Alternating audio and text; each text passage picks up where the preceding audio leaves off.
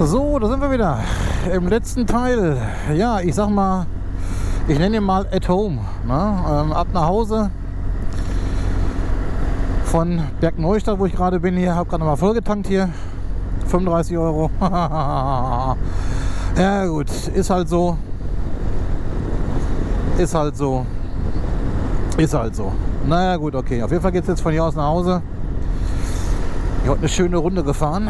Die anderen beiden Videos, die hier vorgelaufen sind, habt ihr ja eventuell schon gesehen, wenn ihr meinen Kanal verfolgt regelmäßig. Hier ist der Sprit 6 Cent billiger als da, wo ich gerade getankt habe. Okay, hätte ich das vorher gewusst. Gut, ist halt so. Ja, da habe ich heute eine schöne Tour gefahren heute. Richtung Edersee war Teil 1, Teil 2 war Richtung Drolshagen, Eckenhagen die Ecke. Den Thomas besucht, einen Kaffee bei ihm getrunken. Wir wollten die Maschine zurückstellen hier vom Service her. Er hat leider den falschen Adapter gehabt, im Grunde, den bestelle ich mir jetzt, dass das dann geht. Und dann ist gut. Ja, und dann habe ich mich gerade verabschiedet, haben wir noch voll getankt hier und jetzt geht's Richtung Heimat. Schöne Strecken auch hier, so denke ich hier, weil hier sind nur schöne Strecken so in dem Bereich hier. Und dann nehme ich euch gerne so ein bisschen mit wieder hier und ja, genießt es. Fahrt schön mit so ein bisschen hier und ja, gucken wir mal, was denn streckenmäßig so kommt. Reifen kann ich bisher sagen hier, der Conti sieht immer noch aus wie niegelnagelneu, der Reifen. Hat aber mittlerweile schon, wenn ich so gucke, 1480 Kilometer gelaufen, der Reifen jetzt hier. Aber irgendwie sieht man da gar keinen Verschleiß, der weg ist. Läuft, funktioniert richtig gut bei so einem Wetter jetzt hier. Reifen, den ich vorher hatte, den Reifen, der war jetzt, ja, die waren halt alle relativ schnell runter, die Reifen immer. Und ich hoffe jetzt hier, dass ich hier ein bisschen mehr mitfahren kann, mehr erreichen kann mit dem Conti Trail 3 und dann gucken wir mal. So.